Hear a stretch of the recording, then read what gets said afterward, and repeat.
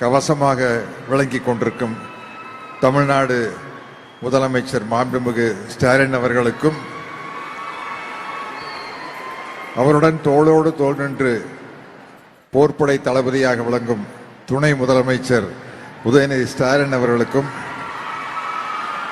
மற்றுமுள்ள அமைச்சர் பெருமளுக்கும் சட்டமன்ற உறுப்பினர்களுக்கும் அதிகாரிகளுக்கும் மக்கள் அனைவருக்கும் என்னுடைய முதல்கண் வணக்கத்தை தெரிவித்துக் கொள்கிறேன். இவங்களுடைய சாதனை எல்லாம் பார்க்கல ரொம்ப எனக்கு வியப்பா இருக்குது.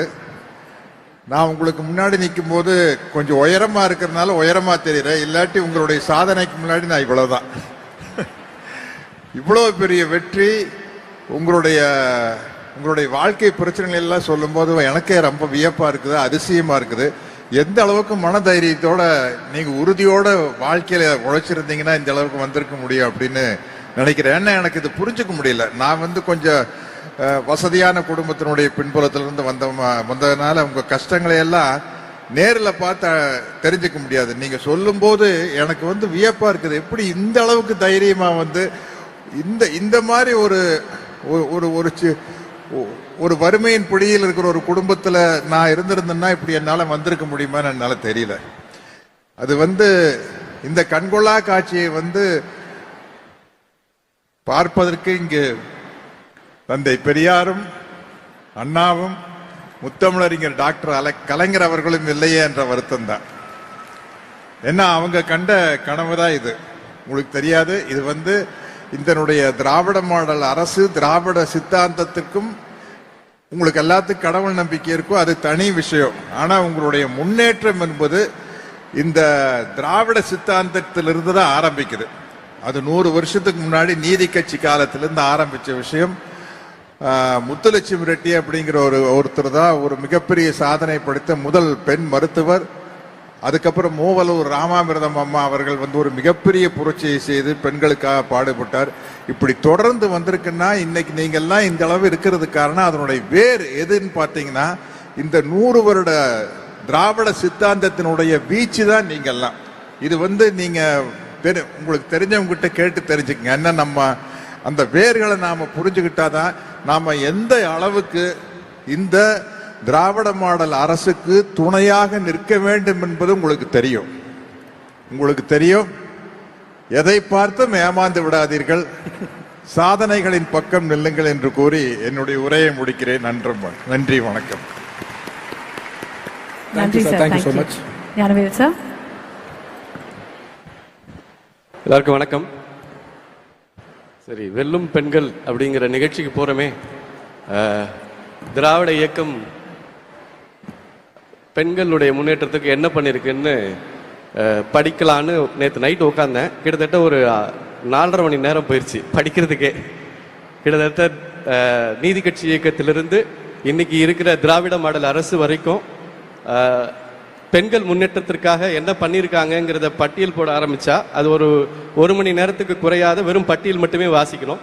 ஏன்னா முதலாக ஓட்டுரிமை அளித்ததிலிருந்து முதல் பெண் சட்டமன்ற உறுப்பினரை உருவாக்கியதிலிருந்து இன்னைக்கு நாடாளுமன்றத்தில் 33% இடஒதுக்கீடு திக்கி திணறிட்டு இருக்கிறப்போ அதை கலைஞர் அவர்கள் இங்க நிகழ்த்தினாரு. அது பத்தாதுன்னு சொல்லிட்டு இன்னைக்கு அவருடைய புதல்வர் 50% இடஒதுக்கீடை கொடுத்து கிட்டத்தட்ட பாத்தீங்கன்னா தமிழ்நாட்டு பெண்களை ஆட்சியில் அரியணையில் ஏற்றி உட்கார வைத்து அதிகாரத்தை வழங்கி அதுல சந்தோஷப்படுற இந்த பட்டியலை படிக்க நேரமாகுங்கிறதால சின்ன சின்ன அனுபவங்களை மட்டும் பகிர்ந்துட்டு நான் விடைபெறணும்னு நினைக்கிறேன்.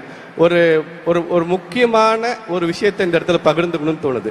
என்னன்னா, திட்டங்களை மாதிரியே திட்டங்களுக்கு வைக்கப்படுகிற பெயர்கள் ரொம்ப ரொம்ப முக்கியமானது அப்படின்னு நான் நினைக்கிறேன். தமிழ்நாடு அரசினுடைய திட்டங்களுடைய பெயர்கள் இருக்கு இல்லையா, அது ஒரு வரலாற்று முக்கியத்துவம் வாய்ந்த ஒரு செயல்பாடாக இருக்கிறது அப்படின்னு உதாரணத்துக்கு சொல்றதா இருந்தா, இப்ப நீங்க மணிமேகலை புத்தர் இருக்கிற காப்பியம், அந்த காப்பியத்துல செவிடு, குருடு, ஊமை இப்படி சொல்ல மாட்டாங்க. காது கேளாதார், வாய் பேசாதார், பார்வையற்றோர், அப்படி. அதுதான் தமிழ் பண்பாட்டினுடைய உச்சம்னு சொல்லலாம். கிட்டத்தட்ட இது ஒரு 2000 வருஷத்துக்கு முன்னால. நான் அப்படியே இன்னைக்கு நிற்கிற 2025 நின்றுட்டு இருக்கேன். நம்முடைய மாண்புமிகு முதல்வர் முன்னால் நின்று பேசிக்கிட்டு இருக்கேன். இங்கே இவர்கள் வைக்கிற திட்டத்தினுடைய பெயர்களை நீங்க பாருங்க. கட்டணமில்லா பயணம். இலவச பயணம் இல்லை, மகளிர் உதவித்தொகை இல்லை, மகளிர் உரிமை தொகை. ஏன் அது அந்த வார்த்தை ரொம்ப முக்கியமானது அப்படின்னு எடுத்துக்கிட்டா, என் நண்பரோட வீட்டுக்கு நான் போயிருந்தப்போ நடந்த ஒரு உரையாடல் ரொம்ப சுவாரஸ்யமா இருந்தது. அதை பகிர்ந்துக்கணும்னு நினைக்கிறேன் இந்த மேடையில். என்னன்னா என் ஃப்ரெண்டோட அம்மா இந்த மகளிர் உரிமை தொகையை வாங்குறதுக்கு போராடிட்டு இருக்காங்க, சண்டை போட்டுட்டு இருக்காங்க. நான் வாங்குவேன்னு பையன் தடுக்கிறான். ஏமா அது கஷ்டப்படுறவங்களுக்கு கொடுக்குறது, உன் பிள்ளை தான் நல்லா சம்பாதிக்கிறான்ல, நீ போய் உனக்கெல்லாம் கிடையாது அது அப்படின்னு. அவங்க எனக்கு எப்படி அவங்க தரமாட்டேன்னு சொல்லிடுவாங்க? நானும் இங்கே தமிழ்நாட்டில் தானே பிறந்தேன், எனக்கும் 1000 ரூபாய் இருக்குதானே அப்படின்னு அவங்க கேட்குறாங்க. அப்போ நான் அவங்க கிட்ட கேட்டேன், ஏமா அவன் பையன் தான் சம்பாரிச்சு உனக்கு கொடுக்குறான்ல, அப்புறம் என்ன நீ ஏன் போயிட்டு அந்த உரிமை தொகைக்கு நிற்கணும் அப்படின்னு கேட்டப்போ அவங்க சொன்னாங்க, இது என் பையன் பணம், அது ஏன் பணம்.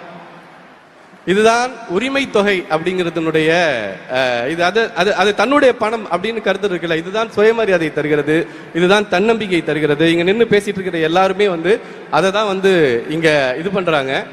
நான் அதே மாதிரி பாத்தீங்கன்னா வெற்றி நிச்சயம், வாழ்ந்து காட்டுவோம் இப்படின்னு நீங்க ஒரு திட்டத்துக்கு பெயர் வைக்கலாம். நீங்க எங்க இருந்து வரீங்க? நான் வெற்றி நிச்சயம் திட்டத்துல இருந்து வரேங்க அப்படின்னு சொல்றப்ப தர பிரைட் இருக்குல்ல.